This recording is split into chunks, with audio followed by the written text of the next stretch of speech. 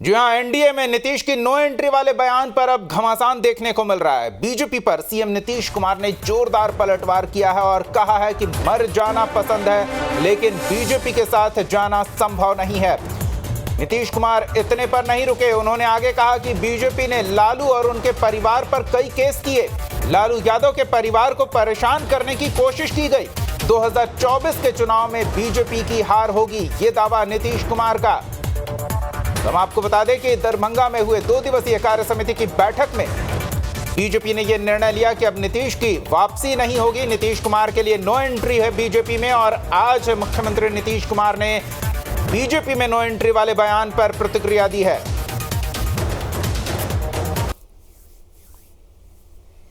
देखिए, आज विनोद तावड़े जी हमारे प्रभारियों ने बड़ा स्पष्ट कर दिया कि आदरणीय प्रधानमंत्री जी, अमित शाह जी, राष्ट्रपति, सभी लोगों ने स्पष्ट कर दिया है कि किसी भी हालत में नीतीश कुमार के साथ, जनता दल के साथ अब कोई भविष्य में गठबंधन नहीं हो सकता है। जिस व्यक्ति ने केवल बीजेपी को धोखा नहीं दिया, बिहार के जनादेश को धोखा दिया, नरेंद्र मोदी को धोखा दिया, उस व्यक्ति के साथ अब इस जिंदगी में कोई समझौता नहीं हो सकता है।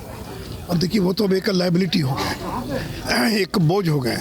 समझौता करता जिसके बाद ताकत होती है, उनकी तो वोट ट्रांसफ़र करने की क्षमता खत्म हो गई। तो इसीलिए, और बीजेपी को तो अच्छा हो गया, हम लोग तो खुश हैं कि छोड़ के चले गए। तो बीजेपी को अपनी ताकत पर 2025 में और सरकार बनाने का मौका मिलेगा और 2024 में भी प्रचंड बहुमत से हम चुनाव जीतेंगे। हम लोग तो सवाल ही नहीं पैदा होता है।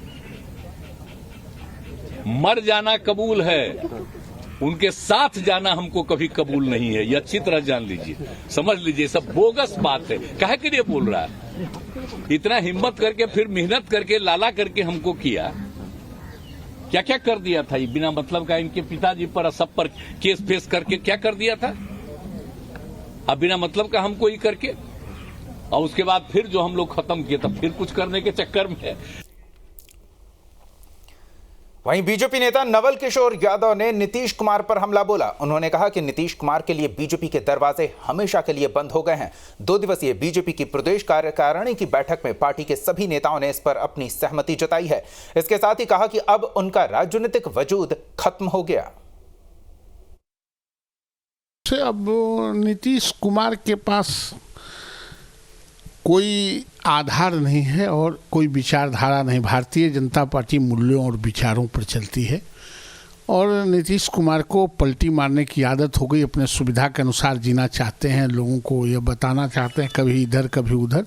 भारतीय जनता पार्टी ने निर्णय लिया है कि किसी भी स्थिति और परिस्थिति में नीतीश कुमार को एंट्री नहीं मिलेगा। नहीं, कोई नेता नहीं बोलते हैं कि मेरे संपर्क में। इनको संपर्क करने की क्या जरूरत है? ये तो खुद सब दरवाजे संपर्क करते चलते हैं।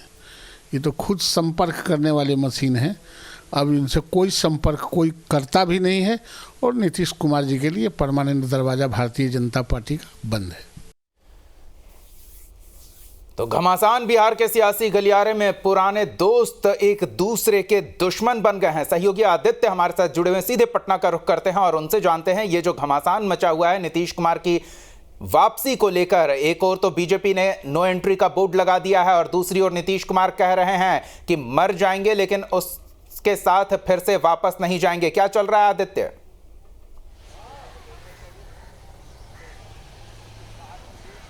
देखिए दीपक, बीजेपी का जो दो दिवसीय कार्य समिति की बैठक दरभंगा में हुई थी, उसमें बीजेपी ने निर्णय लिया था कि अब भविष्य में नीतीश कुमार के साथ कभी गठबंधन नहीं होगा, कोई समझौता नहीं होगा। इसी को लेकर के सुशील कुमार मोदी ने कल दरभंगा में बयान दिया था।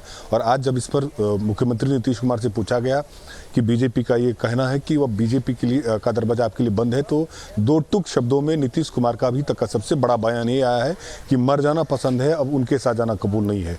तो एक तरह से कहा जा सकता है कि बीजेपी और जदयू की लड़ाई जो है 2024 में और 25 में बहुत ही दिलचस्प होने जा रही है, क्योंकि नीतीश कुमार आज खुल के बोले हैं कि 2024 के चुनाव में बीजेपी का बिहार से सुपरा साफ होगा।